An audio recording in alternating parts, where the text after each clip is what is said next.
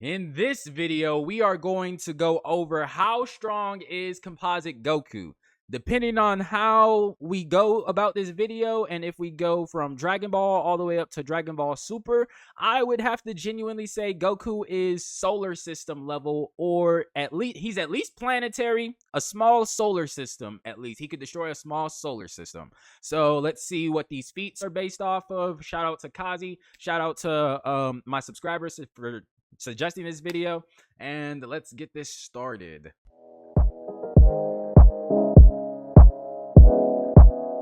We going higher and higher, higher, until we on top.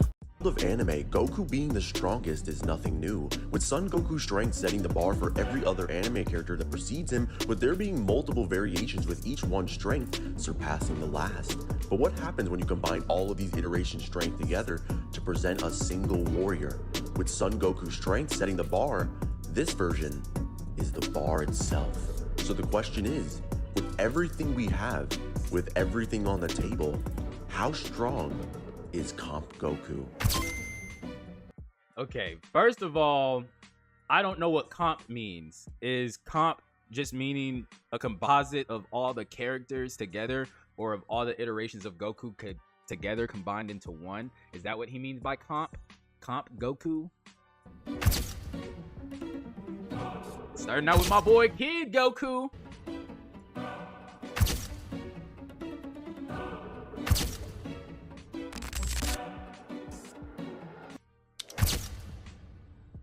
In the beginning of Dragon Ball, age 749, we're introduced to a strange monkey boy named Son Goku, who would embark on a journey that would change his life forever. Based upon Chinese mythology's fighting Buddha, with Goku having a tail, Nimbus Cloud, and Power Pole, this boy even from the beginning was far from normal. I said shout out to Sun Wukong. Y'all don't know that Goku is actually based off of the Chinese folklore of Sun Wukong. Y'all should check it out. As he can chop wood with his bare hands, get shot in the face, and lift cars over his head, and of course, a mysterious tail. Goku is even shown one-shotting massive dinosaurs and bandits that can weigh dozens of tons and whose claws and head dwarf his entire body. With Goku deciding to hone his martial arts abilities, this is where he's introduced to Master Roshi, who can vaporize an entire mountain with a single Kamehameha, and later the entire moon. With Goku being able to stalemate this same Kamehameha, and later the Okay, he absolutely does. They do mention that he's able to destroy the moon. Goku is defeated. Jackie Chun destroys the moon and Goku returns to his normal form. As both are exhausted, the winner is chosen with a hand-to-hand clash in which Chun's experience shows up, making him the winner of the great tournament. Goku decides to look for his grandfather's Dragon Balls and train to become stronger. The last clash ends with both lying on the ground. After the tournament, Goku starts a new adventure to look for Shushi and the ball that his grandfather gave him. I said, I'm not even going to try to read that. But can someone tell me why they have Goku with an H at the end? Unnecessary, but hey, each day own. Entire moon, with Goku being able to stalemate this same Roshi in the 21st Budokai and replicate his Kame wave that took him 50 years to master just by glancing at it once. After the tournament, Goku continues his quest to find the Dragon Balls to resurrect his friends, and this is where he runs into the Red Ribbon Army. Goku takes out the entirety of the Red Ribbon Army by himself in a single arc. He takes out a whole army as a child, and he kills a lot of these people. A lot of people like to glance over that Goku killed a lot of the Red Ribbon Army members. Goku doesn't kill people. Goku has killed a lot of individuals and beings, and he's not just passive. He's killed people before. This is a prime example. A powerful military organization run by Commander Red. Goku's journey leads him through various encounters with the army's commanders, including the androids Blue, Silver, and White. With a final showdown at the Red Ribbon Army's headquarters, a fight between Goku and Commander Black, with Goku being able to react to lasers fired from Commander Black's battle jacket, with lasers being defined as a device that Laser, a device that stimulates atoms or molecules to emit light at wavelengths amplified that light, typically producing a very narrow beam of radiation. The emissions generally covers an extremely limited range of visible infrared or ultraviolet wavelengths. Many different types of lasers have been developed with highly varied characteristics. Laser is an acronym for light amplification by the stimulated emission of radiation. Oh, light amplification by the stimulated emission of radiation. Okay, cool. I'm learning. Okay, I'm actually learning what laser stands for. generates an intense beam of coherent monochromatic light. Goku emerges victorious, but this results in the destruction of the entire army itself. Yes. Well, almost. Later, after the army's defeat, Goku learns of a new threat, King Piccolo. Demon King Piccolo. With Goku battling the Demon King, who Roshi believes even if the entire Budokai tournament teamed up against him, they would still lose. With King Piccolo killing Shenron, a wish-granting dragon, with a single blast, with Shenron being able to perform crazy feats such as recreating the entire moon. With Goku seeing that the only way to win is to hone his martial arts to perfection. Goku lands to confront the Demon King, and this is going to be the end. With Goku showing off something we've never seen before, harnessing the power of a great ape into his base form, which is something we don't see until much later into Dragon Ball. And with one final scream, Goku runs his fist right through his chest. I said, y'all had to be there. I said, we was teed when we first seen that episode. Goku returns 6 years later with strength beyond comprehension, as now Goku has to face Demon King Piccolo's son. A lot of people don't actually know that Demon King Piccolo is actually Demon King Piccolo Jr. A junior, that's why they call him a junior. Y'all don't get the references because y'all don't watch Dragon Ball. Watch Dragon Ball, please. I'm sitting here pleading with everybody who is a fan of Dragon Ball Z. I need you to please watch Dragon Ball, because Dragon Ball gives you so much of the lore and so much of everything that you need to know. So just please, guys, if you could just spare us one kindness of your heart to watch the original content from Dragon Ball, it makes a lot more sense on why Super is the way that it is, and a lot of the stuff is written the way that it is, because a lot of everything goes back to the original Dragon Ball, and y'all would be less mad if y'all just watched the actual original show. Piccolo Jr. With Piccolo Jr., who was stated stronger than the original King Piccolo and was credited as being thousands of times stronger than everyone at the 23rd Budokai, including Kami put together. As Piccolo injures Goku to the point where he believes his attack should have atomized him to the point where Shenron could not return him back to life, while Goku, having a massive hole in his chest and barely being able to move, is able to defeat Jr. with a headbutt and has power to defeat everyone on Earth easily, as Goku at the end of original Dragon Ball would be moon level and can move faster than light. No, Dragon Ball would be moon level and can move faster than light. Damn, the fucking things are quick as fuck. Faster than light. Damn, like the fucking subtitles keep popping up. Fuck, I'm trying to pause it. And can move faster than. Okay, so Goku is moon level and he's faster than light. Fucking Krillin's fucking faster than light at this point. When they fought at that World Martial Arts tournament, Jackie Chun and fucking Krillin, they were moving so fast that they had to stop in the middle of the episode of fighting to explain to the viewers, which is us at the time, what happened and what actually transpired and took place. That's why it's a lot of quick flashes and quick things that we don't see on Dragon Ball Z, because they have been moving that fast for a while. But a lot of people don't actually recognize that, they don't remember that, and they aren't real Dragon Ball fans. But yes, they have been moving since they've been moving faster than the speed of light for a fucking while now. But yeah, go ahead, argue with your mamas. Light. Dragon 6 Ball years have Z. passed since the original Dragon Ball series, and Goku is now 24 years old and is married Chi-Chi and has a son of his own. Goku is currently the strongest fighter on Earth, with his son Gohan seemingly having a latent power dormant within him that's screaming to get out. I said, which is stronger than his. I said, a lot of people don't know that Dragon Ball Z was actually about Gohan. It wasn't about Goku. Well, it wasn't supposed to be about Goku. It was supposed to be about Goku as a father raising Gohan.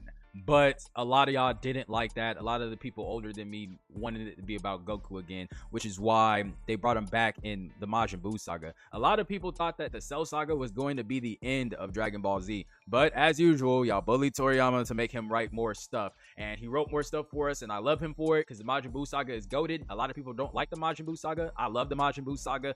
But yes.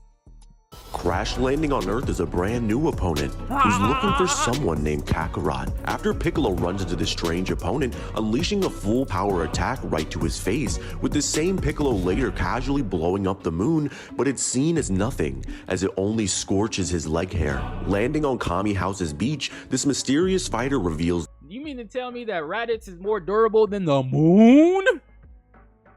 The truth. Son Goku isn't normal. He reveals that he's an alien from space, a low-class Saiyan warrior with the goal to destroy the entire Earth, and has lost his true strength when he lost his tail. And this mysterious fighter is revealed to be Goku's brother Raditz, creating a temporary alliance with Piccolo to get this invader off their planet. I said, imagine that you have to team up with your biggest op and y'all been beefing for 6 years in order to kill somebody who is stronger than the both of y'all combined. Like, Dragon Ball Z is crazy. That's how you know Dragon Ball Z was fucking real. They killed Goku. I don't think y'all understand the magnitude of how real Dragon Ball Z stakes were. They killed Goku within the first 3 episodes. I think it was the first 3 fucking episodes of Dragon Ball Z. Goku is dead. He's not around a lot longer. That's how you know the stakes were serious. I'm like, damn, they killed Goku? I was watching the Saiyan saga and I didn't think there was any hope. I said, they killed Goku? Goku? I said, maybe Piccolo, but I said they would have to come back with some crazy fucking feats. Landing on the battlefield ready to confront him stands the 2 strongest fighters on Earth with the goal to kill Goku's brother. Fighting Raditz at the exact same time, their attacks are seemingly useless. Like, they get beat up so bad by Raditz, and the thing is, Vegeta and Nappa make fun of him for being so fucking weak. Like, if Goku was a Saiyan, they would be bullying him. Like, if he was a born Saiyan, they would be bullying him. But that's when Gohan erupts with anger and is able to damage his uncle with a power level over 1300, as Raditz can easily take moon level attacks to the face and should be consistently faster than light. As Goku grabs Raditz's tail and holds him still for Piccolo's final attack that he was saving for Goku himself, piercing through Raditz's chest and Goku's as well. Okay, so one thing and one theory I would like to say right now, I think that if Goku was stronger than the beam that was blasted, he wouldn't have got shot through the chest. So if it was like Vegeta or Nappa that had Raditz in a full Nelson and Piccolo shot the special beam cannon at him, it wouldn't have pierced Nappa, it wouldn't have pierced Vegeta, but it only pierced Goku because at the time Goku was hella weak. Which is why, as you see the show progress, the stronger the characters are, the more beams and the more lasers and lights that they can take. In his dying breath, Raditz informs Piccolo and Goku that there's 2 more powerful Saiyans that will arrive on Earth. My nigga Vegeta, I said the motherfucking best character of all motherfucking time, Vegeta. Talk to your motherfucking, ain't argue with your motherfucking mamas about it, nigga. Vegeta's the best Dragon Ball Z character of all fucking time. No doubt. Better than Goku, better than Piccolo, better than Yamcha, better than Tien, better than Gohan, better than Broly, better than Jiren, better than all those characters. Beerus, better than every... Vegeta is the best written motherfucking Dragon Ball Z character of all time. Argue with your fucking mothers. In 1 year, and with that, for the first time in Dragon Ball history, Goku has died. However, his story doesn't end here. We see that Goku's strength seemingly has no limit as he trains with King Kai in the afterlife to defend his world from the incoming invasion of the Saiyans. With Goku mastering the Kaioken and Spirit Bomb, Goku comes back to life with a new fire under his feet. I said, it's over 9,000! Releasing his energy, it's up to 6,000. 6,000. It's 9,000. 7,000. No. It's over 8,000. 8,000? What? It's 9,000. 8,000. Blitzing Nappa shocked. Boo! It's over 9,000. Boy, I don't care. I don't care. I don't care that the original one said 8,000. It's 9,000. It's over 9,000. What? 9,000? That can't be right. Everyone, who Nappa himself completely bodied all of the Z fighters who have undergone a year's worth of intense training, with each of them being stronger than Raditz, with Krillin being one of the weakest one there, able to kill every single Cyberman with a single shot, with them each being just as strong as Raditz. Goku uses the single shot, with them each being just as strong.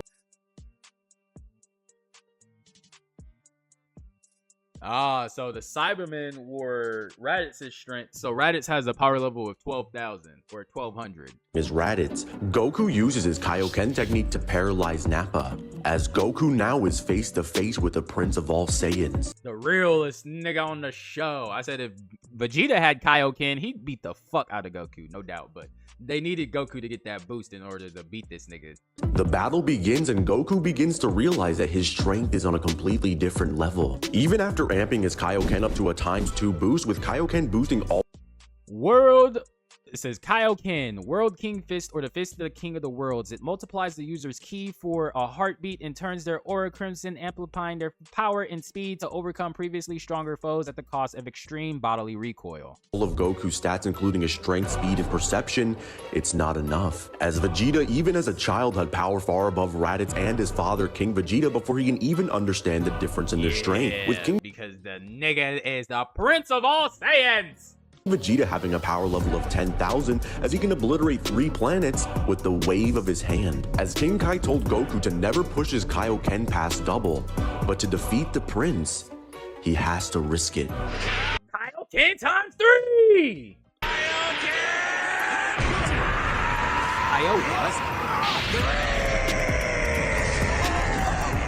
With this, Goku's able to completely overpower Vegeta at full power with a staggering power level of 24,000. Vegeta, being humiliated that his noble blood was spilled in anger, promising to reduce Goku and the entire Earth into space dust.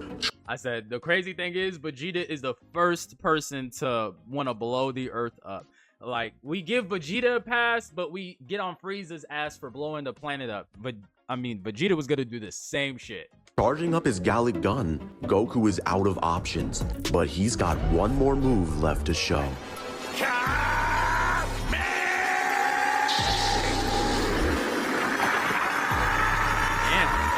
Take that epilepsy warning. I said, damn, my nigga.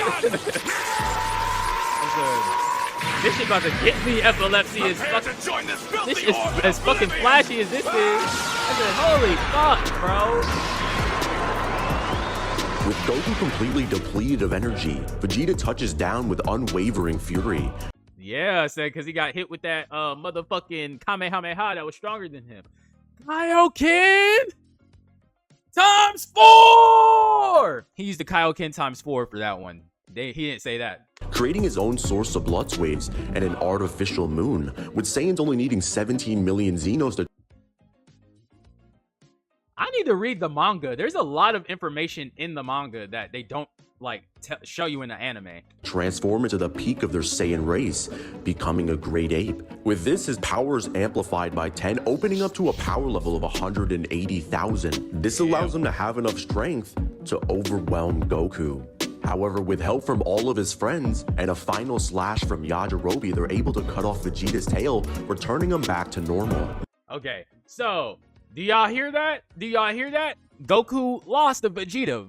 Goku got his ass beat by Vegeta. This is the first time that Goku has lost to Vegeta. I don't know who needs to hear this, but Goku has beaten Vegeta multiple times, but so is Vegeta. This is Vegeta's first win. Actually, if you think about it, when does Goku actually have a genuine win in the show? He gets his ass beat here. He needs his friend and his fucking son to jump him.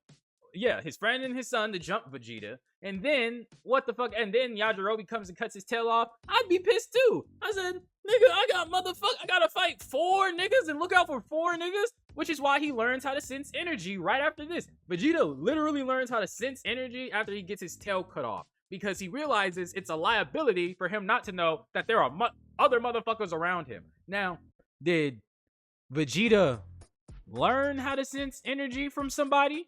Or did Vegeta just figure out how they were doing it and figured it out himself? Because Vegeta's a fucking prodigy!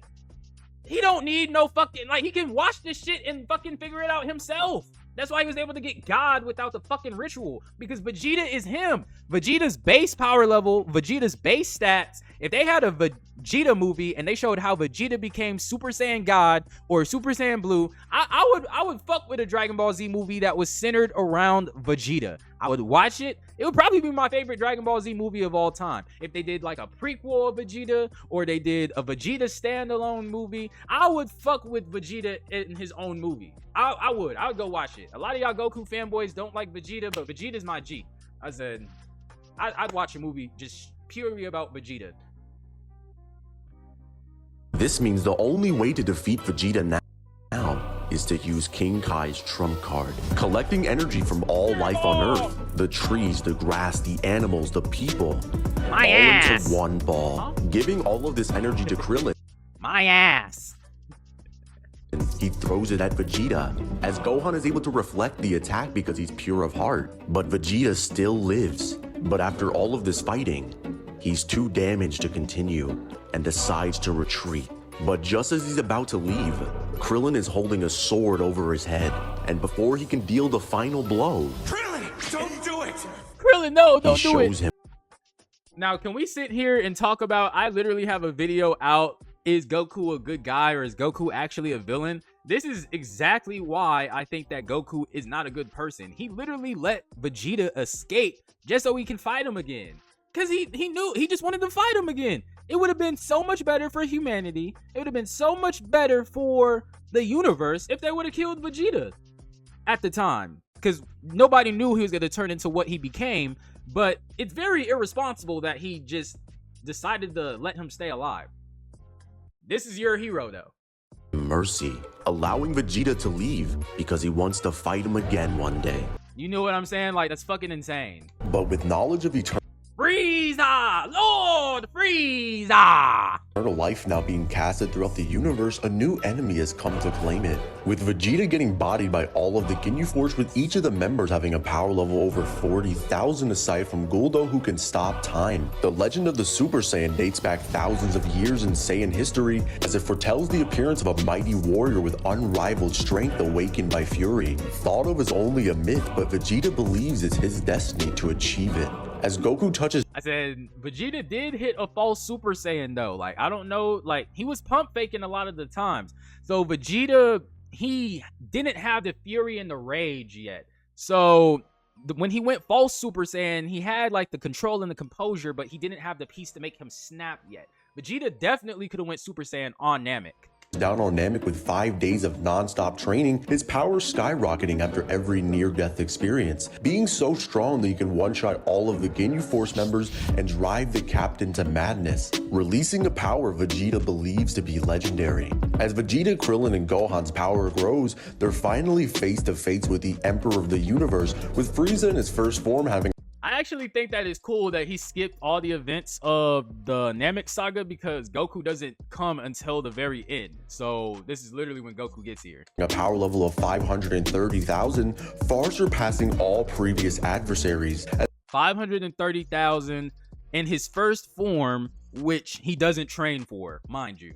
As Frieza has enough power to destroy planet Vegeta with a single finger, with his planet having 10 times the normal gravity of Earth, with the detonation being calced to dwarf star level, as Frieza shows a transformation straight from hell, awakening up to a power level over 1 million. That was a flex when he said that shit. This form, it's slightly over 1 billion. In the second form, that was credited to be able to destroy the entire universe. He wields enough terrifying power to destroy the entire universe. Damn, if they're universal level at this point, but I don't know. I feel like they exaggerate in that one. With his third having power from another dimension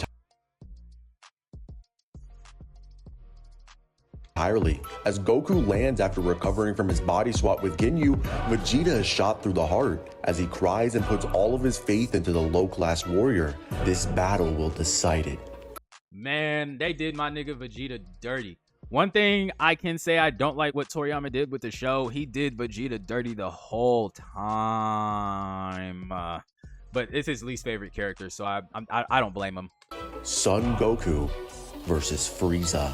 Frieza! Goku takes on Frieza in his final form, with Goku and Frieza being so powerful at this point that Piccolo claims it's like two gods fighting with power beyond anything he believed possible, with Frieza having multiple statements claiming he could destroy the entire living world itself. As the gap between Goku and Frieza starts widening, Goku charges up a spirit bomb, collecting energy from the entire universe. After the spirit bomb He did collect energy from the entire universe, and he still didn't kill him. connects, and Goku believes he's won. They look up to see death in the face. It's Frieza.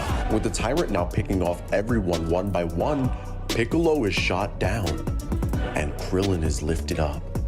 And that's when That's all Krillin gonna do is yo Goku. I think the brat should go next. Nigga, my son? You ruthless, heartless bastard! Yeah.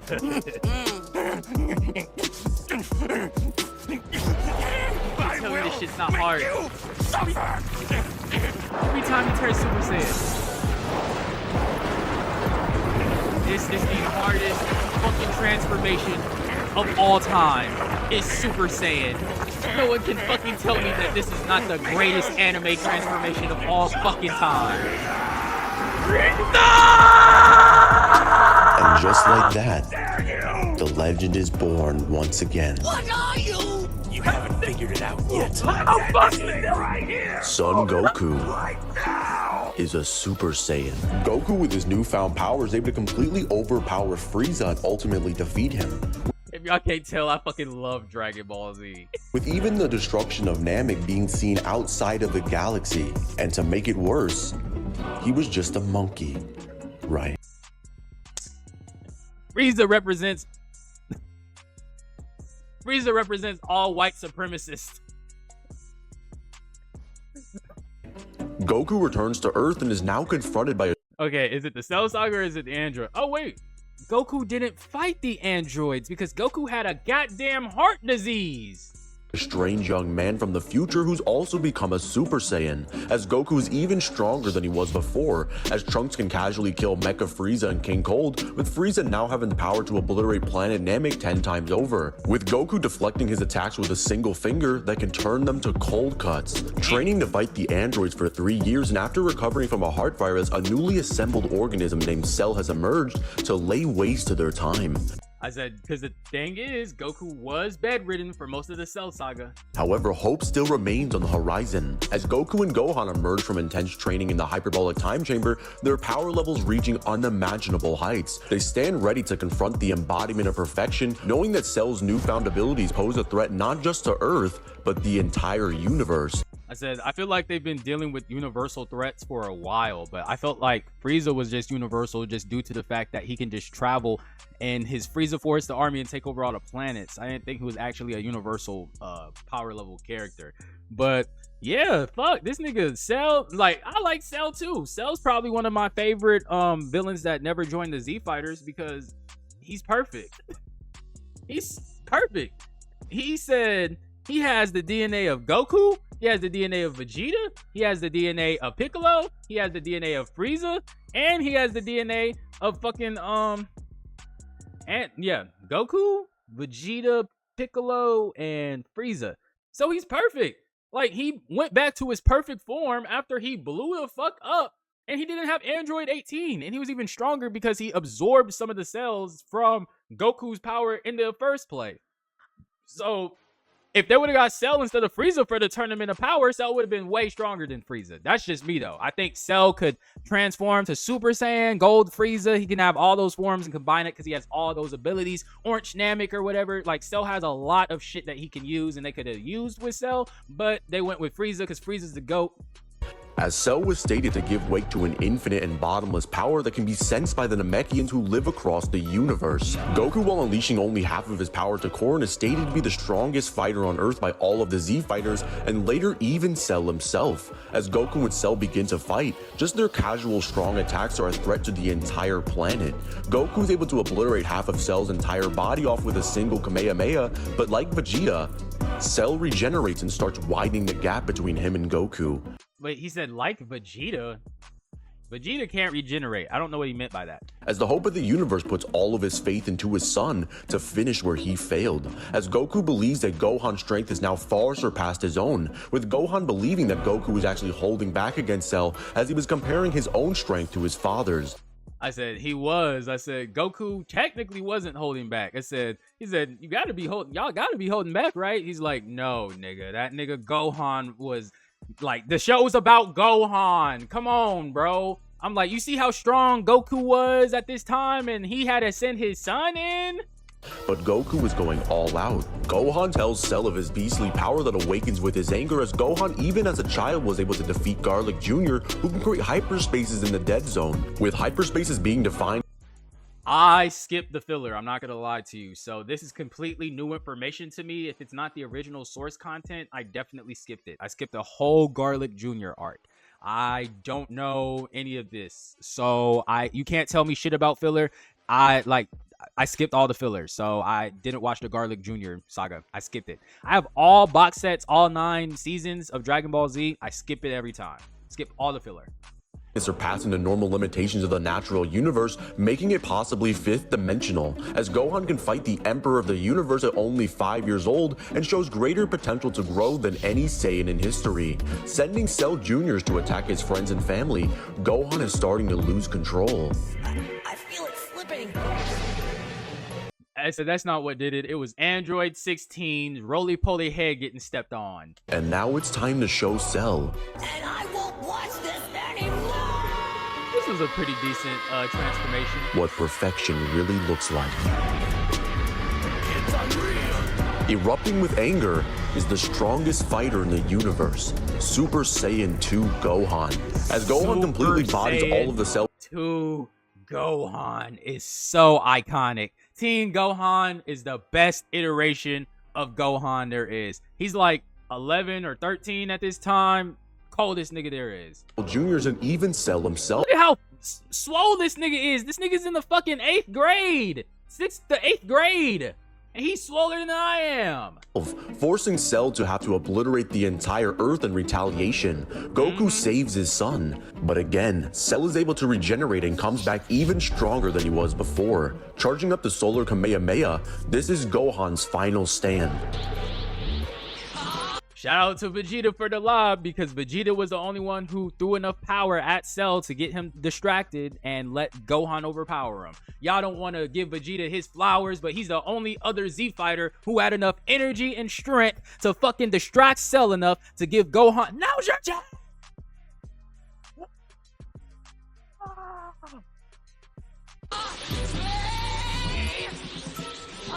This is hard too, come on.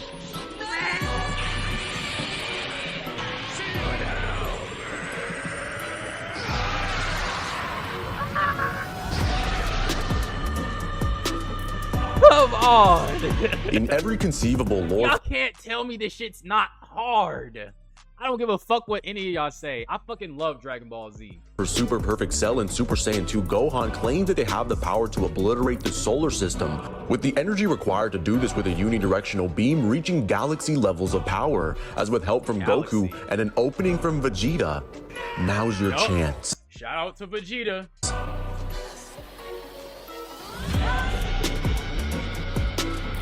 One thing my boy is going to do. I said, where was the epilepsy warning? What a proud moment Goku must have felt. Damn, where's the fucking epilepsy warning for this one? The only goal for a father is to see their son succeed where they failed.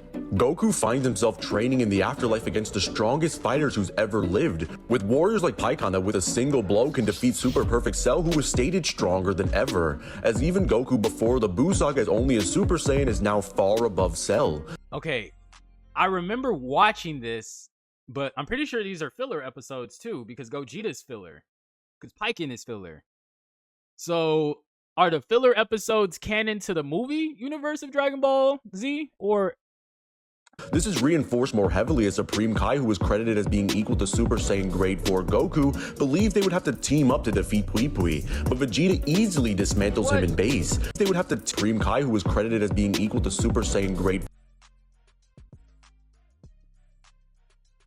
This is in Spanish. I can't read this. Fuck. For Goku, forced more heavily as Supreme Kai, who was credited as being equal to Super Saiyan Grade 4 Goku. Super Saiyan Grade 4 Goku? What the fuck does that even mean? Is he saying Super Saiyan 4? Or Super Saiyan Grade 4? Like, what Believed they would have to team up to defeat Pui Pui, but Vegeta easily dismantles him in base, with Gohan being able to fight against Dabura, who was stated stronger than Cell, with Goku and Vegeta saying that this is an easy obstacle to overcome. Goku and Pikkon are even shown traversing Hell, which is stated to be as large as the living universe, making their movement speed quadrillions of times faster than light, or even infinite speed, as in Dragon Ball the universe on multiple occasions was stated to be infinite in size. Vegeta, consumed by his desire to surpass Goku and reclaim his status as the strongest warrior, succumbs to Babidi's influence. Yeah. I said, y'all can't. I said, hold up. I said, yeah, what y'all gotta say about that? Yeah, y'all see it? Y'all see it? Yeah. Come on then. Yeah. Yeah. Yeah. Stop playing with me. I know ball. As Babidi offers Vegeta more power in exchange for his allegiance, and Vegeta willingly allows himself to be possessed by Babidi's magic to reawaken the evil in his heart, to return him back to the way he was before. Answer me, Vegeta! Do you let yourself be a slave? What do you mean by that, Goku? I said, what do you mean by that? What do you mean by that, Goku?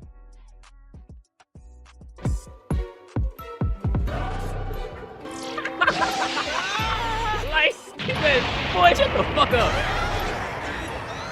Tell me, is it slavery when you get what you want? Oh, Vegeta's the best fucking character. Goku and Vegeta finally have their rematch as Super Saiyan 2s. This is the second time that Vegeta beats the fuck out of Goku. Now, a lot of people don't like to admit that Vegeta actually won this battle. Which, let's be honest, they were still fighting, they agreed to stop, and Vegeta knocked his ass out. That's a win. I said, hey, keep your guard up. Do y'all notice how y'all like to give Goku passes for shit that y'all would clown Vegeta for? So if Goku got shot in the heart with a pistol or a pea shooter and got knocked out of Super Saiyan Blue, y'all gave him so many fucking excuses. Like, he's fucking Goku. You can't tell, like, bro, you're the best fucking fighter in the universe. You mean to tell me that you can't fucking keep your focus against niggas who are supposed to be weaker than you? You couldn't tell that he was about to attack you? Just fucking naive. Come on, y'all be letting him make it so much. But even after 7 years of the hardest training Goku has ever gone through, they're still completely even. Because Vegeta's a fucking prodigy. Yeah, I guess the Majin symbol was giving him a boost or whatever, but it's just allowing him to tap into his edginess, I think. As Vegeta knocks out Goku to finish off Buu with a final explosion to seal the deal, Vegeta forfeits his own life to save the lives of everyone. But Buu won't go down that easy, as Goku now has to show off a form that can shake the entire Earth, a power that goes even further beyond. Super Saiyan 3 Goku. Super Saiyan 3 Goku is the second hardest transformation in Dragon Ball Z. With this, he's able to overwhelm Buu and even battle against the strongest versions of him, as Kid Buu was not only stated the strongest Buu by the narrator and Goku himself, but also that he could destroy the entire universe in a poof and threaten to destroy the Grand Kai's world, with the energy required to do this capable of obliterating the observable universe an octillion times over. As Goku's able to fight against Ultimate Gohan inside of Buu's body that was stated to have the same strength as the real Gohan, as Goku's able to deal with him as a normal Super Saiyan, making his power potentially above even Buuhan, who can crush the universe with alternate dimensions just by screaming, as Vegeta later concedes that Goku stands supreme as the strongest Saiyan in history, with power to crush universes in his hands, with speed quadrillions of times faster than light, or literally infinite. I said, so Goku is universal and he has multiple feats past the speed of light by the end of Dragon Ball Z. So he goes from moon level to universal level. I might have underestimated Goku. I'm sorry. I might be underestimating the Dragon Ball Z characters entirely when it comes to power scaling based off of this video. But I haven't seen like them. Yeah, I could see it. Kid Buu was destroying planets just by appearing and leaving. As a spirit bomb is formed with energy from the entire universe and even the strongest fighters within it. And in the end, his wish was granted. Several years after the defeat of Majin Buu, Goku participates in the 28th martial arts tournament. During this tournament, Goku encounters Oob, a young martial artist who's revealed to be the reincarnation of Kid Buu. As Goku... Okay, this is the end of Dragon Ball Z, but why are we going to the end of Z when the end of Z is no longer canon because Diamond Super came out? So like the end of Z is no longer canon. This isn't real.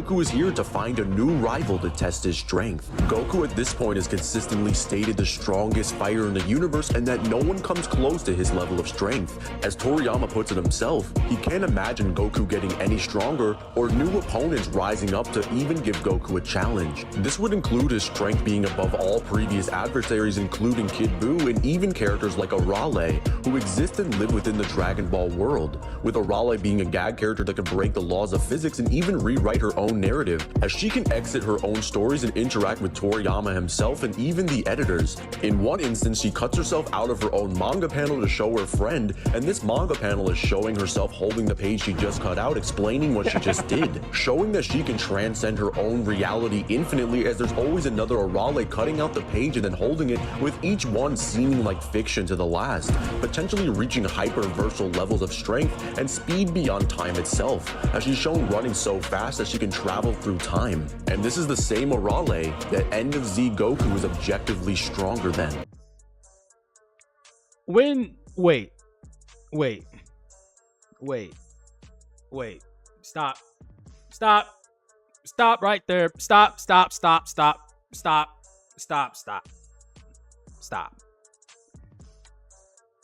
He had me all the way. Look, I'm not gonna lie. He had me all the way up until this one. Logically speaking, how are you going to be stronger than somebody who can rewrite their own story? Are you dead ass? That doesn't make any sense. If Arale has the ability to pull panels and to show the panels and to change panels and shit like that, there's no way that Goku is objectively stronger. Like, that doesn't make any logical sense. If I could literally rewrite my own story into whatever the fuck I wanted to rewrite it into, how the fuck is somebody who doesn't have that power stronger than me? How? That makes no fucking sense. He had me up until here. I don't know. Look, I disagree. I disagree with this take. I don't think he's stronger than Arale. That's what the purpose of gag characters are. They aren't based in reality. They aren't based in logic. So whatever logic you try to come up to be the gag character, it's a gag character. It's a joke. They're going to do something that's not going to make any sense to logic because they're a gag character. Which... I disagree. Meaning not only can she not run forward or backwards in time to escape him, but she can't even exit her own narrative, as Goku will just grab her and bring her right back. Ooh. In age 700. Ooh, oh my god, that was a terrible fucking take. That was literally a terrible fucking take. Terrible fucking take. Did Toriyama say that? 180 terrible fucking take. Another, and this is as she Raleigh being characters like a Raleigh of all rising up to. It says, so before the Buu story began, once this next up, I want to end it no matter what, because I thought there's any other stronger guys for Goku to get any stronger than he was. So my starting point for Buu arc was, this is the end. I'm going to draw whatever I want. Yeah, okay, shit, yeah. I told y'all bullied him. I said, that makes sense. I said, he ain't want to keep this shit going. He was going to stop after fucking Cell. Even give Goku work in the edit. And this, like, as Goku will just 784. Like, I disagree. I fucking disagree. Goku's not stronger than Arale. Y'all argue with me in the comments if y'all want to.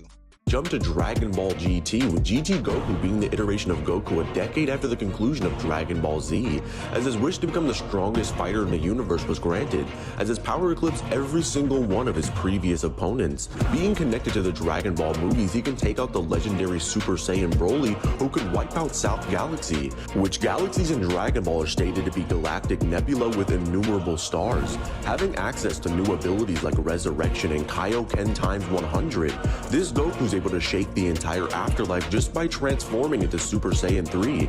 Okay, so Kaioken times 100. So this is GT Goku at this point.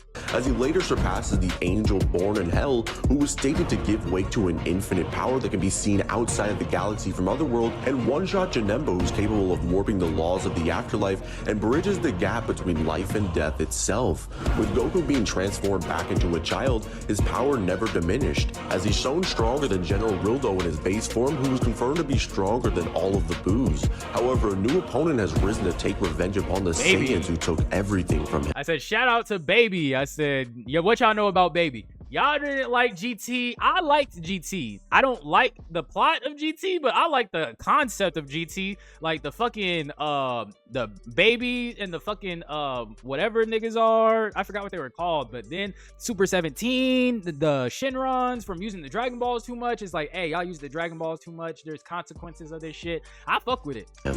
Baby, the last remaining member of the Tuffles, whose goal is to enact the universal Tuffilization plan and afflict his influence across all of creation. With Baby taking control of the entire Earth, as Goku is now face to face with Baby-possessed Gohan and Goten, with their strength boosted by hundreds as Baby amps the power of those he possesses. With this Gohan normally being stated to never have slacked on his He transformed when fighting Goten after Gohan had been taken over by Baby. It seems as though timepieces he hasn't neglected his training. The difference in Gohan's expression before and after are the most intense out of any training, and later shown being confident enough to defeat General Rildo in his base form, as Goten is shown being able to force the same Gohan to use Super Saiyan to overpower him. Vegeta is shown having an equal fight with the possessed Gohan and Goten, as he later gains the greatest of Saiyan power, effortlessly dealing with Super Saiyan 3 Goku, who in base can handle both of his sons as Super Saiyans with one arm each. Okay, so I just want to say this. I don't like GT for the fucking power scaling. The power scaling in GT is fucking abysmal. There's no way, there's literally absolutely no way that Goku with a lower base power level somehow exceeded and fucking transcended and is the strongest fucking Saiyan of all time. He's stronger than Gohan. He's stronger than Vegeta, even though Vegeta and Gohan have stronger base power levels than Goku did as a baby. You mean to tell me that Goku is the strongest motherfucking person on a planet? And then you just said that he's multiplying all the shit together from Vegeta, Gohan, Goten. He, like, Baby takes over pretty much the whole Earth, and Goku's power in Super Saiyan 4 is that fucking strong? Like, the fucking power scaling makes no sense in GT. That's the only thing I fucking hate about GT. Baby, having achieved his own Super Saiyan 3 transformation, unleashes a revenge death ball at Goku, intending to vanquish the universe's last hope. This How come Baby was the only one? Like, Vegeta wasn't even able to turn Super Saiyan 3, but Baby could be a better Saiyan than Vegeta was? Come the fuck on! attack exudes an overwhelming force capable of disrupting Kibito Kai's instantaneous movement technique, and was stated to destroy you so completely that you'd be unable to return to life again. The space traversed by this technique Kibito uses operates outside the conventional confines of space and time by the guides, existing in a realm beyond the concepts themselves. That's the shit that Whis and Beerus be traveling through. As the Cooler movies are canonical to GT, which affirm that the space traversed through instant transmission transcends the very concept of time itself. Baby's ability to affect a space of this scale grants him a level of attack potency that defies the boundaries of dimensional existence, posing a threat capable of annihilating infinite dimensions or outerversal. What the fuck is outerversal? Is that not multiversal? Like, what the fuck is outerversal? Multiverse. Multiverse. What the fuck is outerversal? Like, be fucking for real now. His speed negates the speed formula itself, rendering it irrelevant, or being so fast that it doesn't even matter. Goku later shatters an entire dimension in base and returns to fight Baby once again. With his tail fully grown, Goku believes this battle will now shift in his favor, but the result is the same.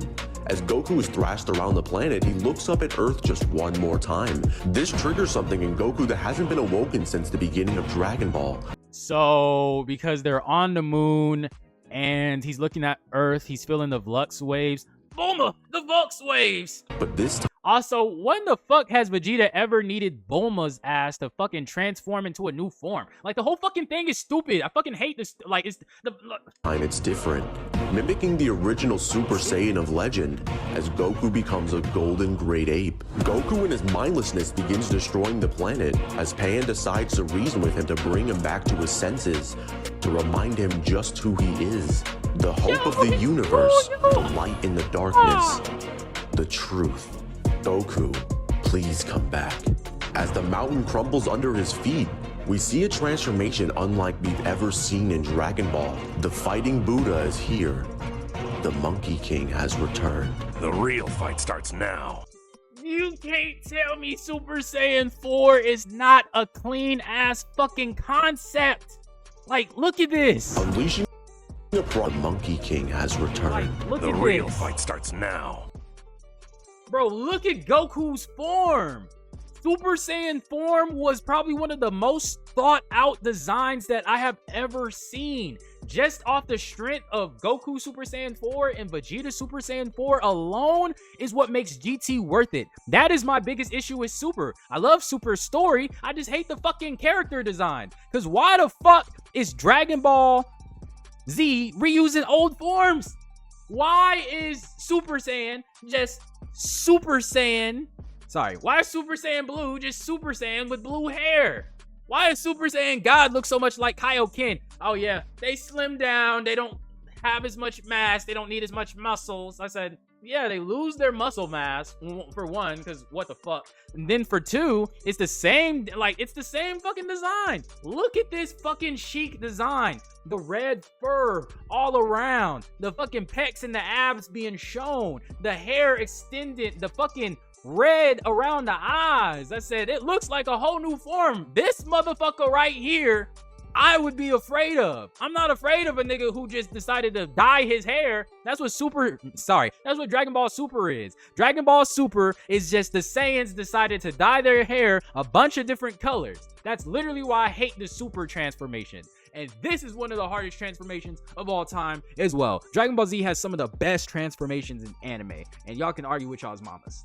Unleashing a primal power out of his soul stands Sun Wukong, Super Saiyan 4 Goku. Having the power to obliterate Baby as he claims that his punches tickle. Staring up to see the revenge of the Tuffles incarnate, the Revenge Death Ball. Stated to be a negative spirit bomb, it reaches inches from his face and detonates, as Baby laughs as he believes he's claimed victory.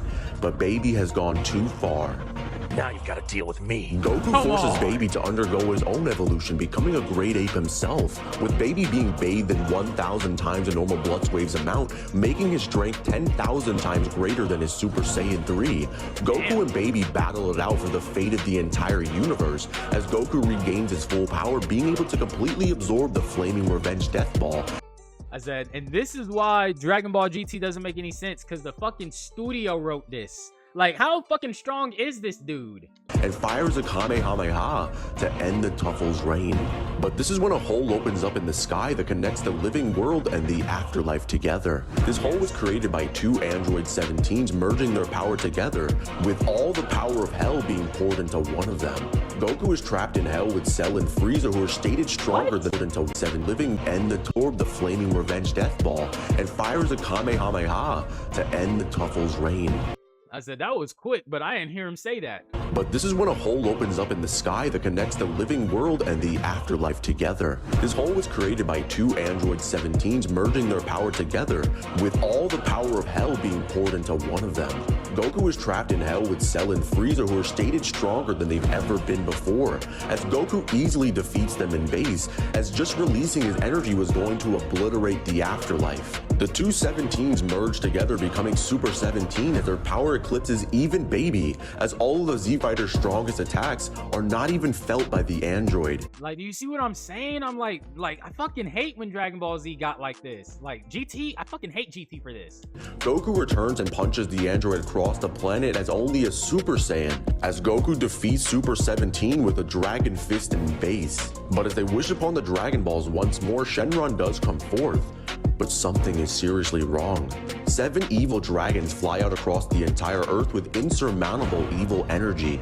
Goku and Pan need to defeat and collect all 7 to save the Earth from detonating. Now it's time to show just how strong Goku has truly gotten. I said, sheesh. I said, I wish I could read some of the words on the screen. I said, yo no hablo español, mi español es muy mal. Lo siento mucho.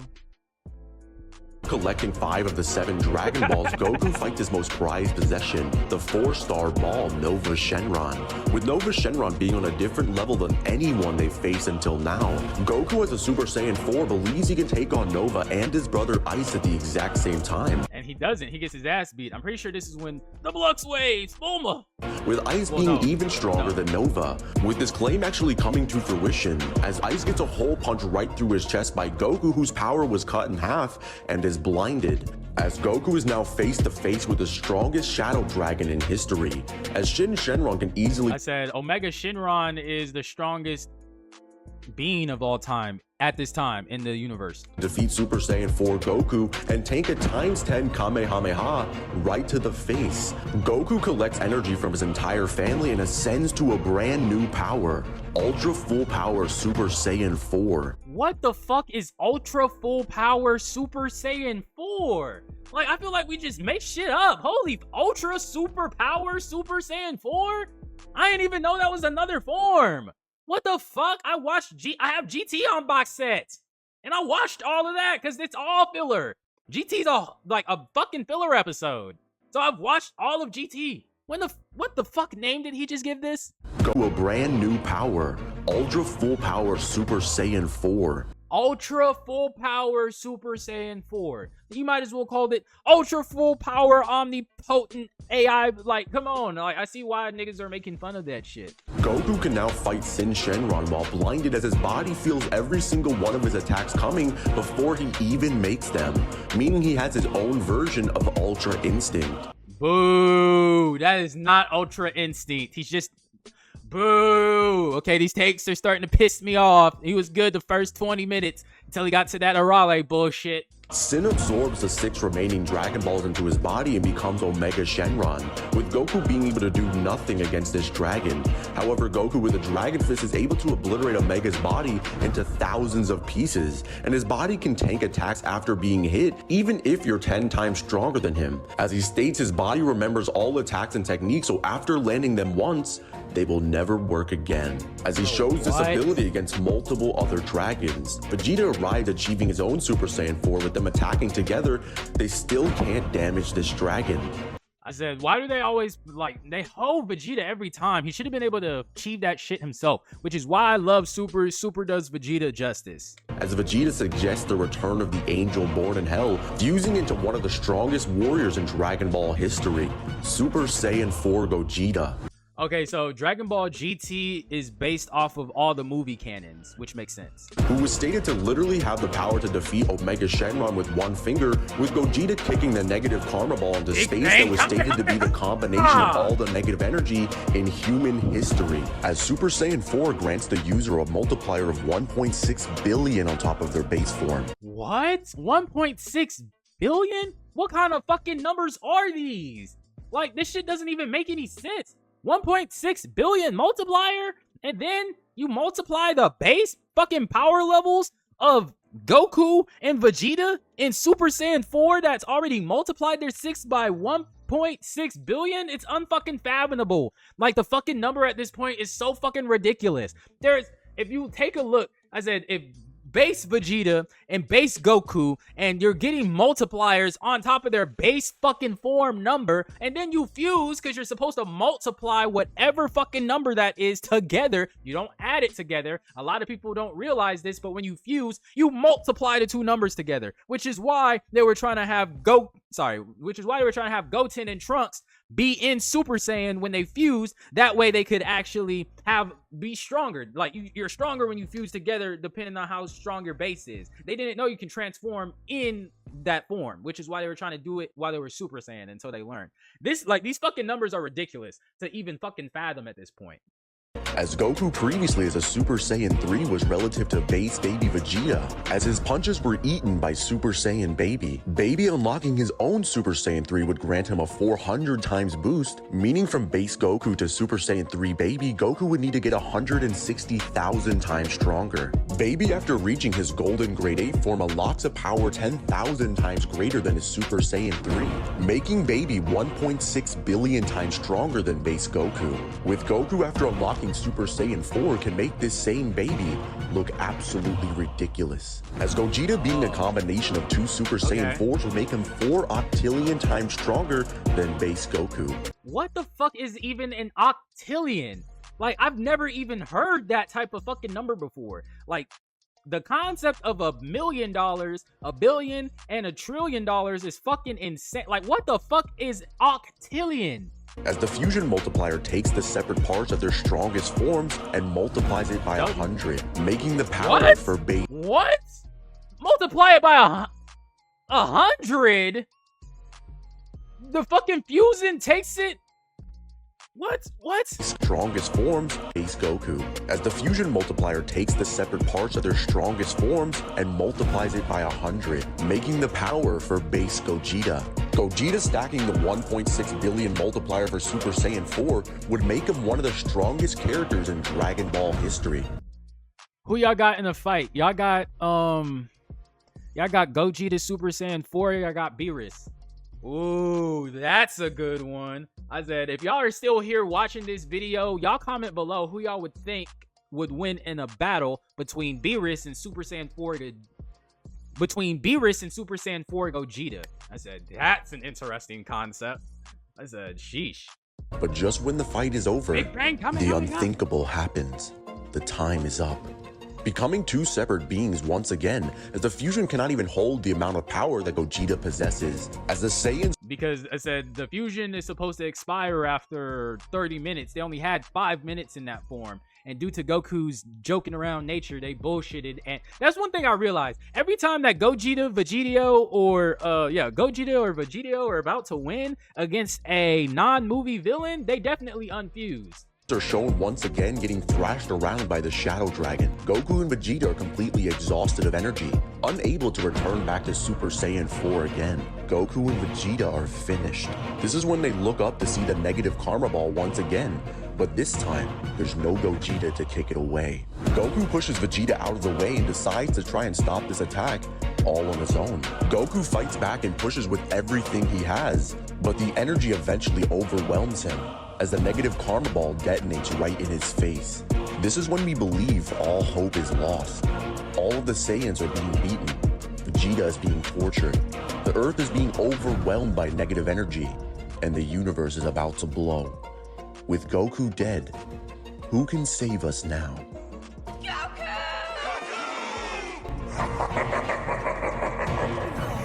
It's not.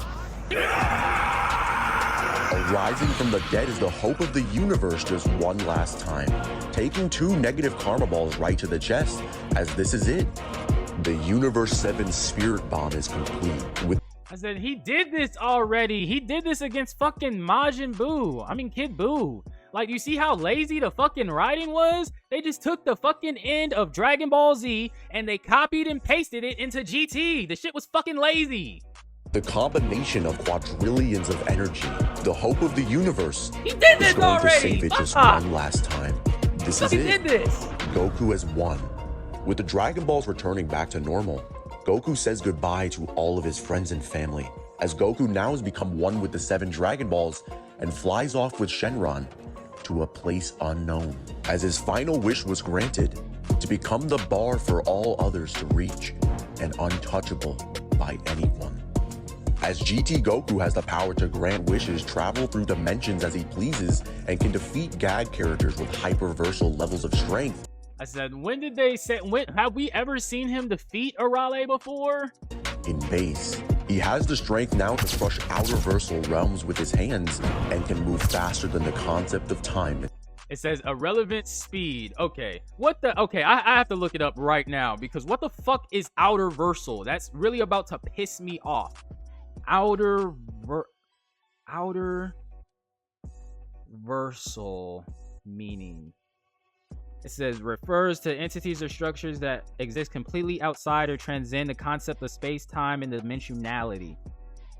Versus multiverse.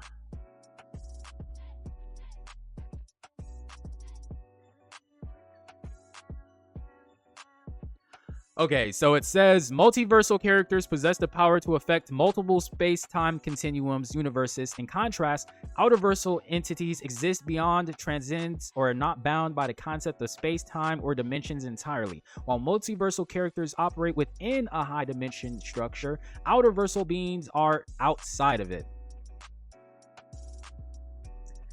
So I could see him being outerversal here.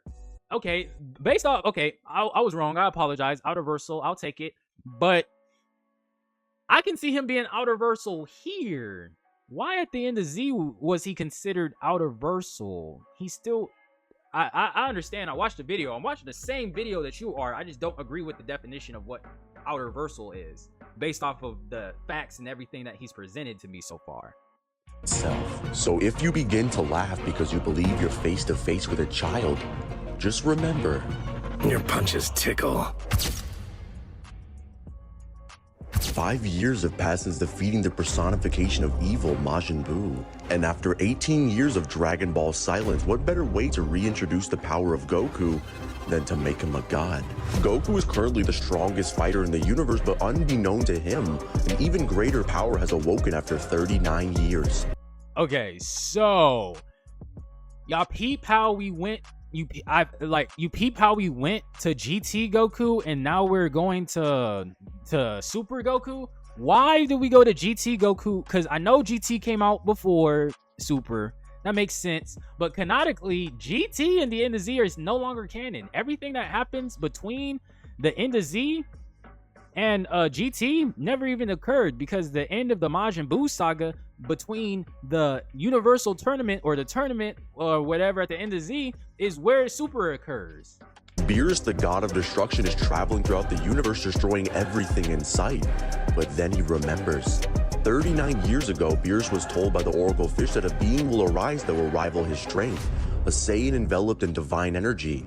A Super Saiyan god. Beerus learns of the existence of the strongest Saiyan in history and travels to confront son Goku. Goku also learns of Beerus' existence, and this gets his Saiyan blood pumping to test his power. As he's far I'm so glad they're reanimating this bullshit, because the animation was trash when they dropped it the first time. aliens, androids, monsters, demons, and now finally, a god. Beerus accepts this challenge, and what happens next? No one saw coming, as Beerus is able to defeat Super Saiyan 3 Goku in only 3 blows, with Goku stating that not even fusion would be enough to overcome the Destroyer's strength. This means a hypothetical Super Saiyan 3 Vegeta would fall to Beerus. Goku Holy shit. decides that the only way to win is to find this Super Saiyan god, calling forth Shenron as he explains that the Super Saiyan god existed long ago and that a ritual was required for him to obtain this power. 5 pure-hearted Saiyans must infuse their light into a 6th, and he will become a Super Saiyan god, infusing this power into the hope of the universe. And from this light, the Super Saiyan god is born once again. I said, I do like the concept, I just don't like the character design. Goku's in a whole nother world now, as Goku and Beerus can finally have their battle of the strongest, the battle of gods. As Goku and Beerus begin to fight, their power grows more and more, as Goku is now fighting at 100%, and the clashes between the gods is the end of us all. As Goku and Beerus' fists send shockwaves throughout the entire universe, this is going to rip apart the very fabric of Universe 7. With Universe 7 being a collection of 7 different spacetimes, with each one Oh, I did not know that. It says the Supreme Kai Realm, Emma Palace, Hell, Snake Way, King Kai Planet. Oh, I did not know that. When do we learn this? Daima. Oh my god, I need to watch fucking Daima, guys. housing their own dimension. With Universe 7 being a collection of 7 different spacetimes, with each one housing their own dimensions, with realms that are stated to be infinite. With the Afterlife in particular being stated to be a transcendental realm above the mortal universe, and was even stated to be beyond the concept of space and time. And Goku and Beerus were going to destroy all of this with just their punches alone. Goku eventually loses this godly form. However, the divine energy hasn't left his body, and instead infuses itself with Goku's very being, as Goku completely annihilates a final attack thrown by Beerus that was going to obliterate the entire universe by using a single punch in base form. As Beerus informs Goku that there are other gods of destruction in other universes that have produced warriors even stronger than them. Which only gets Goku's blood pumping even more, making his thirst for power dive into the realm of the gods. As Goku trains with Beerus' teacher Whis to show off a new form against Golden Frieza. This new power is explained to be Super Saiyan God tapping into the power of a Super Saiyan, taking the fiery red ore of a god, and turning up the heat. Super Saiyan Blue. Boo! Boo! Boo! Shitty ass form. Goku ends up fighting against these new universe's best fighters, with characters like Universe 6 Assassin Hid, who has an interesting ability as he can skip time and jump 0.2 of a second into the future, basically arriving before he even left. Goku is able to predict where Hit would move into the future and can land multiple hits on someone who is literally in the future, but Goku doesn't have to guess anymore, raising his energy as his power triples, quadruples. No, it's time!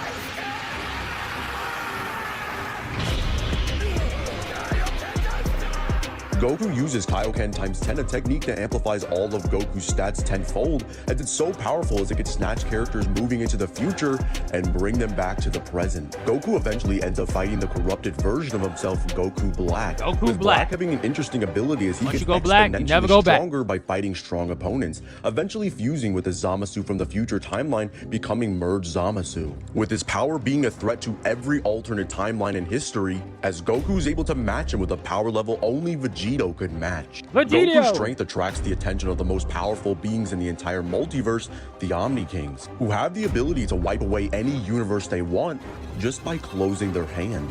Goku convinces them to let him fight everyone. Months later, Universe 7 arrived at the Tournament of Power, where all 8 universes collect 10 fighters to defend their universe for survival, as the universe that is knocked out will be erased from existence without a second thought. All the universes that were knocked out will be erased. Yes, that was what the stakes were. Isn't Son Goku, as a fighter from the 11th, Jiren the Grey, is a mortal who surpassed his own god of destruction and has multiple statements and guides saying that he surpassed all of them. With Jiren just releasing his power within the infinite void confirms the suspicion of everyone, with the Supreme Kai stating that his power is on a whole nother level than anyone we've seen before. This would include the divine timeline Infinite Zamasu and possibly even Super Saiyan Blue Vegito, the same one that was stated stronger than Beerus. Damn. Goku tests his power against Jiren, but to no avail, as he's able to block Super Saiyan God punches with a single finger, with these punches being millions of times stronger than the ones he threw at Beerus in Battle of Gods, as Goku has the power to crush universes in his base form alone and can stack a Super Saiyan God transformation on top of that. Jiren only moves when Goku uses Super Saiyan Blue, but Jiren is still holding back. Even with Kaioken times 20, this isn't enough to even make him serious, as Goku uses all of the energy from the Universe 7 fighters, combining it into a Universe 7 Spirit Bomb. I said, which is cool, but I'm like, he still wasn't enough. I said, this is why he gets done dirty. Oh, this is how he re-unlocks Ultra Instinct. Even with Goku's trump card, Jiren is able to push it back with just a glare, and Goku falls into his own attack. And when the dust clears, victory is yours, Jiren.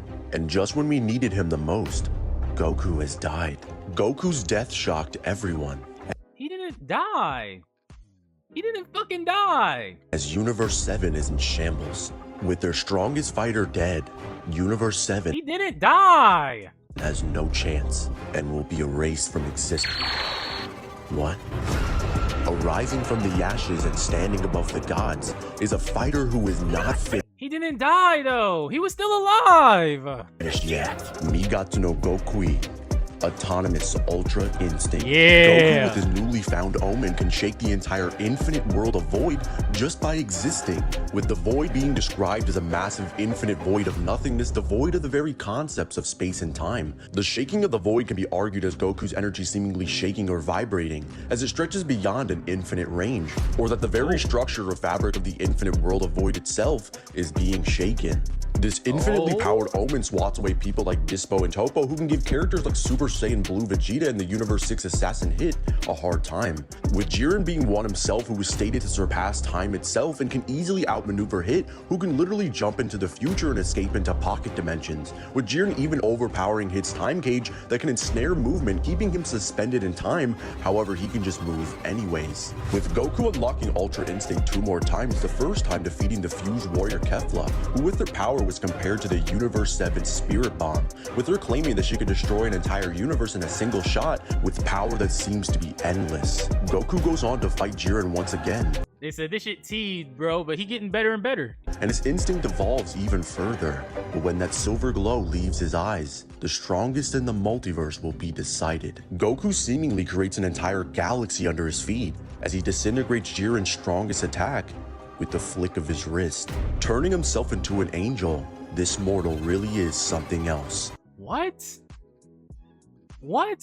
What the fuck? Did he just say that he turned himself into an angel? You can't turn yourself into an angel, jackass. You're either born an angel.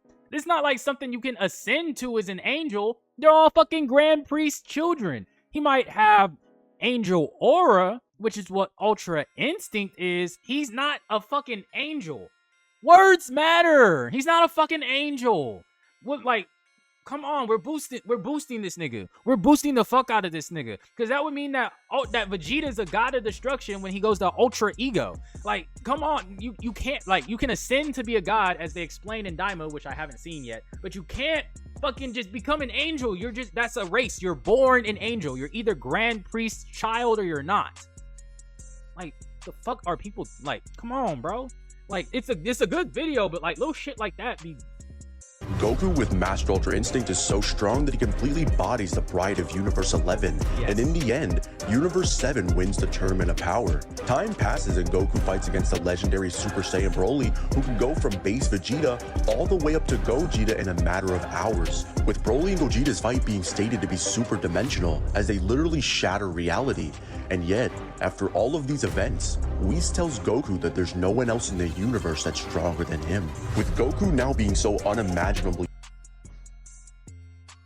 So just because what? Fucking Goku didn't even beat. What the fuck is he talking about? Bro, what the fuck is he talking about? Bro, can someone tell me what the fuck this man is talking about? Like, did you just hear that stupid shit? Strong, the universe that's stronger. For all of these events, Whis tells Goku that there's no one else in the universe that's stronger than him. How is that true when Goku didn't even defeat fucking Broly? You heard it yourself. That was Gogeta. I'm neither Goku or Vegeta. No, I'm sorry. It was Vegetio. Sorry. I'm neither Goku or Vegeta. You can call me Vegito. It's a totally different person. Like, you can't say that Goku defeated Broly. Vegetio defeated Broly. That's Goku and Vegeta. Like, if you're saying that Goku can defeat Broly because he was Vegetio, that means Vegeta can beat Broly because he was Vegetio. You see what I'm saying? How is he the strongest in the universe if he wasn't even like, think, bro, just because we said something doesn't mean it's fucking true, bro. Are you fucking blind? He doesn't even have access to Ultra Instinct at this point, like, mastered yet. Like, come the fuck on, bro. With Goku now being so unimaginably strong that he completely embarrasses Moro as he breaks his arm on Goku's chest. Oh, shout out to Moro. I said, now we're getting into the manga. I did read this portion. Strong that he universe that's stronger than him. With Goku now being so unimaginably strong that he completely embarrasses Moro as he breaks his arm on Goku's chest. Isn't this the Galactic Patrol arc where they give Goku a fucking Susanoo? Why the fuck did they give Goku a Susanoo? It's fucking stupid. But I'm excited to see this animated. However, two more fighters wish upon the Dragon Balls to become the strongest in the universe, with Goku being able to match them as he brings emotion back into his fighting as he creates his own version of Ultra Instinct, as Goku currently in Dragon Ball Super would scale from complex multi to outer versal with infinite to irrelevant speed. Multi to outer versal with infinite to irrelevant speed. Complex multi to outer versal with infinite to irrelevant. Wait a second. Are you sitting here trying to fucking tell me that GT Goku is stronger than Super Goku? Because if we're ranked, what's higher, multiversal or outer versal? I would have to say outer versal because you're not even in the universe. So you mean to fucking tell me that GT made a Goku so fucking strong that he's stronger than the current Dragon Ball Super version of Goku? Like, what the fuck are they talking about? Like, what? I do not think that Super Saiyan 4 Goku is touching Mastered Ultra Instinct Super Saiyan Blue Goku. Super Saiyan Blue Goku with an Ultra Instinct, because, okay, let me explain it to you like this. Spoilers alert. If you haven't read the manga, I'd click off or skip this video. So, basically, in the manga, Goku learns to master Ultra Instinct, but Ultra Instinct isn't a form. Ultra Instinct is like a move that you can add on. So you know how like Goku can stack Super Saiyan Blue on top of Kaioken? Goku can stack Mastered Ultra Instinct on top of Super Saiyan Blue. So Goku could use all three. He could stack Mastered Ultra Instinct, Kaioken, and Super Saiyan Blue. That's where I see the series going, but they haven't got there yet. But right now, Goku is able to use Ultra Instinct In base form, he's able to use it as a Super Saiyan, Super Saiyan 2, Super Saiyan 3, Super Saiyan God, and Super Saiyan Blue. So whenever Goku's in those forms, his Ultra Instinct gets a lot better. So whenever he's blue and he's Super Saiyan Blue using Ultra Instinct, that's the strongest iteration of Goku because he's using Ultra Instinct while he's in Super Saiyan Blue. Now, if he uses Ultra Instinct in his base form, it's not as strong because he doesn't have the power boost stacked on top of it. So at this point in the show, Goku is able to stack Ultra Instinct, the mastered Ultra Instinct, and they call it mastered because he's able to stack it on all of his forms now, which is fucking teed. And Vegeta actually gets Ultra Ego, which is the opposite of the angel energy. So he's able to absorb attacks and then use the attacks that he's been taking to absorb the power and actually go into, like, use his Zenkai boost. So basically, from what I understand about Ultra Ego, Vegeta's getting the Zenkai boost as he's getting damage. So if somebody's stronger than him, his Saiyan blood is amplifying to get just as strong as the damage that he's been taking, and he's catching up in real time. Like, he's getting actual Zenkai boost in real time with Ultra Ego. That's what I know it as. But I genuinely cannot sit here and in good faith say that fucking Super Saiyan 4 Goku is stronger than Mastered Ultra Instinct Super Saiyan Blue Goku. And y'all can argue with y'all's fucking mothers about that as well. So y'all comment below. Who do you think is stronger? Super Saiyan 4 Goku or Mastered Ultra Instinct Super Saiyan Blue Goku from Dragon Ball Super? Y'all let me know. And speed.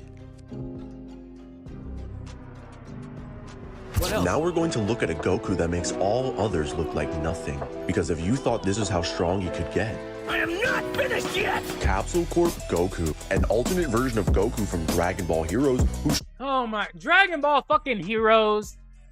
Really? Dragon Ball Heroes? Niggas really watch Dragon Ball Heroes?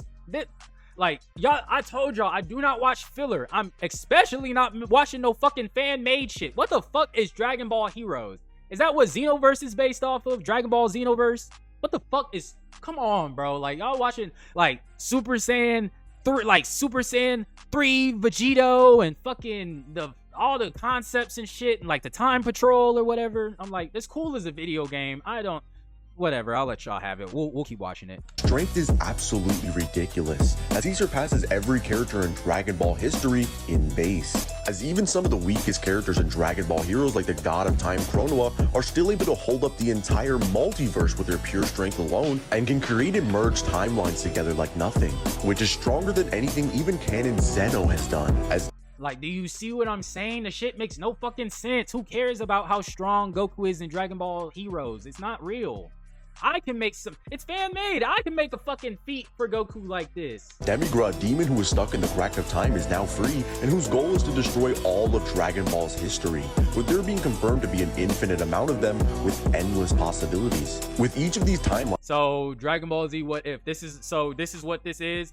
Dragon Ball Heroes is a bunch of Dragon Ball Z What If stories. Are we about to sit here and gauge Goku's level off of What If stories? containing the afterlife Do people actually watch Heroes? within each and every macrocosm that's stated to transcend the concept of space and time. And there are even realms that house the spaces like the Sugaruku space and hyperbolic time chamber that transcend time and space itself. With there being an infinite amount of these histories, there are infinite outer-versal worlds that Demigra is going to destroy and recreate. This being word for word the many worlds interpretation, as the many worlds interpretation of quantum mechanics suggests that all possible outcomes of quantum measurements are physically realized in some alternate world, resulting in a vast number of parallel universes. Basically, anything that can happen will happen. That's what fucking multiverse theory is.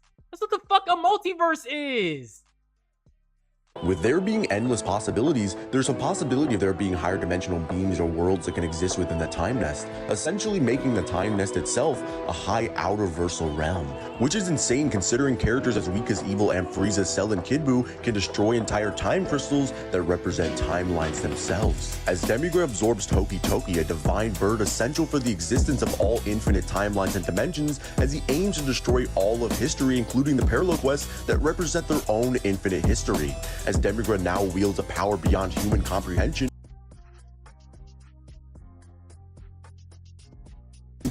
powers up an attack to end all of history itself. But to everyone's surprise, CC Goku in base withstood the attack and nullified it before he even knew what any of the god forms were.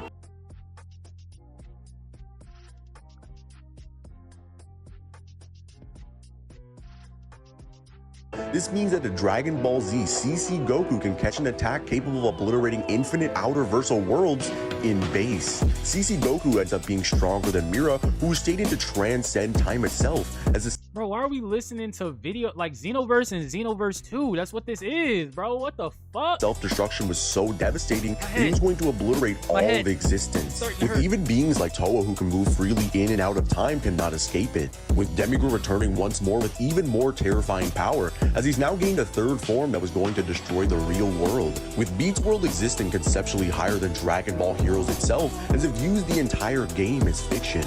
These aren't necessarily just higher geometrical dimensions in the real world, such as the distinction between the third and fourth dimensions. Instead, they represent a conceptual reality difference. In the real world, characters like Beat must enter the game as an avatar, further emphasizing the profound distinction between the game's dimensions and the real world's physical dimensions. As even an infinite dimensional being within the Dragon Ball Heroes game or Xenoverse would still be viewed as fiction to the real world, making the real world in Dragon Ball Heroes a boundless realm. And Demigod was going to destroy all of this until he was put down by Xeno Goku in base. With CC Goku.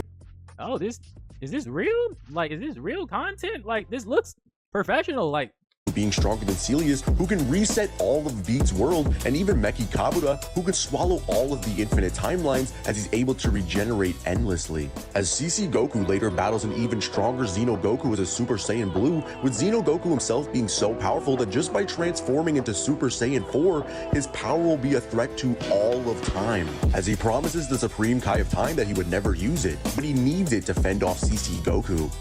what? As CC Goku with Master Ultra Instinct can obliterate Super Saiyan 3 Cumber, who himself can battle against Jiren and defeat Super Saiyan Blue Kaioken Vegito easily. With Goku learning to tap into Ultra Instinct at will by the Grand Priest himself. Like, why? He can do this in the manga! He can do this in the manga! What is this? As Goku can one-shot the Tuffle Auron out of Vegeta's body, showing his own version of Spirit Vision. In a cinematic battle against Fu, the stakes reach an unprecedented height, as Xeno Goku and CC Goku find themselves compelled to fuse, becoming Xeno Gogeta and CC Gogeta. What the fuck does that... What? How the fuck does Goku fuse? How... Did he just fucking say Goku fused with Goku and it became Gogeta?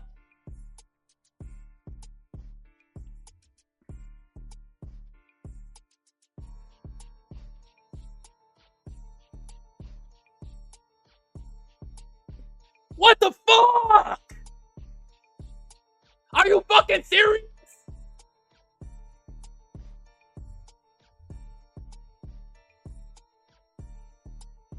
How do you fuse two Gokus and get Gogeta? That makes no fucking sense! What the fuck did he just say? The fusions themselves, the stakes reach an unprecedented height, as Xeno Goku and CC Goku find themselves compelled to fuse, becoming Xeno Gogeta and CC Gogeta. How the fuck do... Can somebody tell me how the fuck does Goku fuse with Goku and get motherfucking Gogeta? Gogeta is literally a fucking fusion between Goku and Vegeta. If you fuse Goku and Goku, it's just fucking Goku. Like, that makes no fucking sense. Like, are you fucking serious? Are you fucking serious? Did he just fucking say that? Like, hold on. And Goku against Fu, the stakes reach an unprecedented height, as Xeno Goku and CC Goku find themselves compelled to fuse, becoming Xeno Gogeta and CC.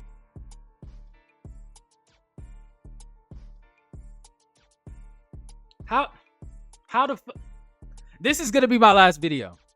This is gonna be my last video for today because I'm genuinely fucking pissed off. Cause how the fuck? Like, and this is why I don't watch filler fan-made shit. Because how the fuck can Goku fuse with Goku and get Gogeta? How? How does that make sense? How does that make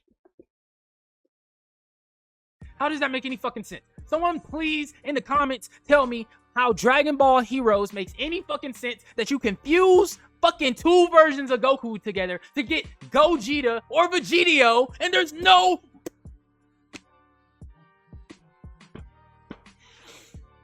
Ooh, let me get over it. Let me finish this. Let me finish this. What the fuck? What the fuck? What the fuck? What the fuck? What the fuck? What the fuck? What the fuck?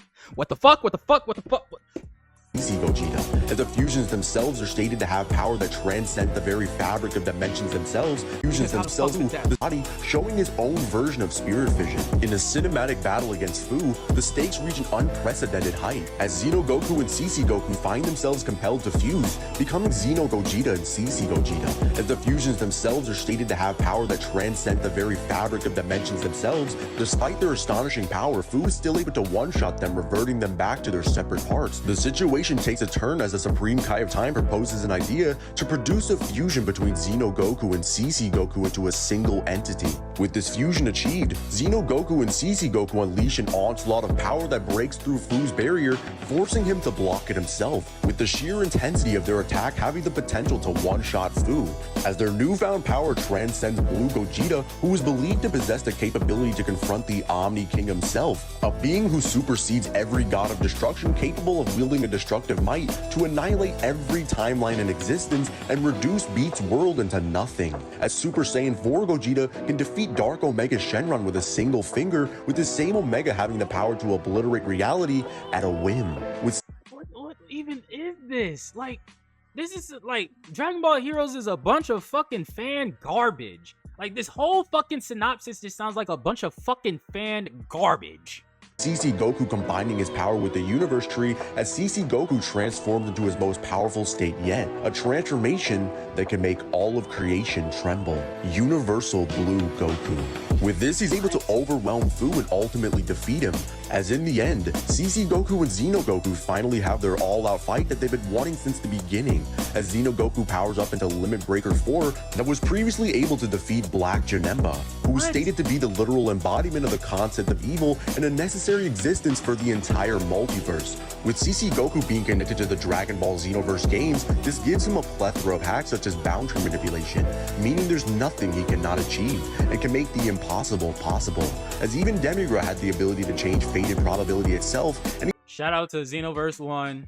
He was put down like a dog by Xeno Goku, who just lost to CC Goku. He has the ability to control life, matter, space, reality, probability, and even has conceptual manipulation. He has the ability to create miracles or destroy them. Overall, CC Goku would be a boundless to infinite boundless threat with irrelevant speed, as he can obliterate all of reality by wishing it to be so. I just can't believe this video is going on longer. I mean, how does he get any stronger than this? What else are they gonna fucking give this? Like, this video is pissing me off. Not even because he made this video, but because there's so many fucking versions of this goddamn, like, what the fuck? Jump Force Goku. Jump Force is an anime crossover game featuring some of the most popular Shonen Jump characters along with your own custom character that you create. As you join forces with Jump Force, a multiversal team of heroes consisting of the protagonists from the main Shonen Jump series, with each seemingly pulled from their original manga timelines. For Goku, this appears to be right after the end of the Tournament of Power, as your character scales directly to the main cast, being able to use nearly every ability in the roster, keep up with them in the fight, and eventually work with Goku to defeat Prometheus, as Prometheus himself observes the events of the Shonen Jump worlds from a rift outside of reality, viewing them all as fiction in a real-world context, as he claims rewriting both the Shonen Jump worlds and all of reality would be trivial. When he talks about merging worlds, he's referring to merging all of the worlds within Shonen Jump, meaning Prometheus is aware of both Dragon Ball Super and Dragon Ball Super heroes, as well as intercompany crossovers between Shonen Jump and Marvel Comics, such as Deadpool Samurai featuring All Might from My Hero Academia. This suggests that Marvel Comics has been made aware by Prometheus, meaning that Prometheus, your custom character, and Goku would be above all of Marvel Comics in terms of dimensionality, having fought someone who can manipulate that universe and combined it with all others, meaning Jump Force Goku would scale to immeasurable layers boundless. My lord, how could Goku possibly get any stronger than this? What? There's more? Fuck! Fuck! How much more? Fuck!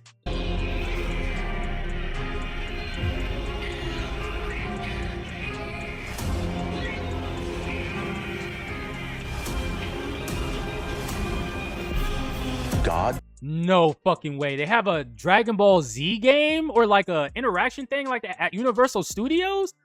Like they have something like that at like Universal Studios with like SpongeBob and shit here in America. That, oh my god, they must have a Universal Studios in fucking Japan. Holy shit. And they have a Dragon Ball Z ride. Holy shit. I know exactly what the fuck I'm doing when I go to Japan. Fusion Goku. In this movie attraction at Universal Studios Japan. I fucking told you. I've been to Universal Studios. I fucking like, bro, I'm like, they got a ride?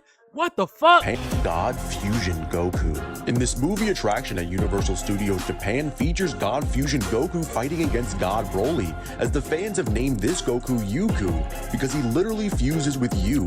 This attraction follows the previous Dragon Ball Z 4D attraction, which features Super Saiyan Goku versus Frieza, as Goku is literally knocked through the fourth wall and ends up with the audience, as Frieza can threaten to obliterate the entire theater and the entire Earth with an attack. In the latest attraction, Super Saiyan Blue Goku and Vegeta fight against God Broly, but they're overpowered, as Shenron then grants Goku his wish, allowing Goku to fuse with the audience, including Toriyama himself, which means this Goku at his strongest literally became his own author and can make himself as strong as he wanted to be, with this fusion being legitimate as the Dragon Ball content is licensed by Shueisha and Toei Animation, as with this fusion we're literally able to defeat God Broly in a single shot.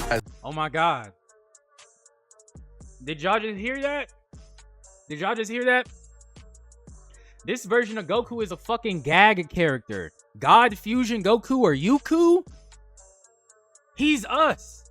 Goku has finally fucking transcended all of the fucking bounds, and he is his own writer. And that's what it is. Goku is Akira Toriyama, and that is what the ultimate ending of this is. The concept of God Fusion Goku highlights the interplay between fiction and reality, showing that while the storylines may be fictional, they transcend their own boundaries, making this Goku extra boundless, super boundless. I don't even know at this point. I said, shit, go with Cell. Super perfect Cell. It's a super outerversal boundless. I said, I can't even the concept of a lot of these strengths and feats for Goku is absolutely insane. I genuinely think Dragon Ball Heroes is on crack. I'll never watch that. Y'all never get me to watch that. I'm not gonna watch that filler bullshit. I'm like, it's not like, fuck that. I'm never watching Dragon Ball Heroes. But this was a good analysis. Even though I don't agree with everything, I genuinely think that this was a very well-rounded and well-thought-out analysis. The only way I could see Goku being any stronger is if we brought in like Fortnite Goku or something like that.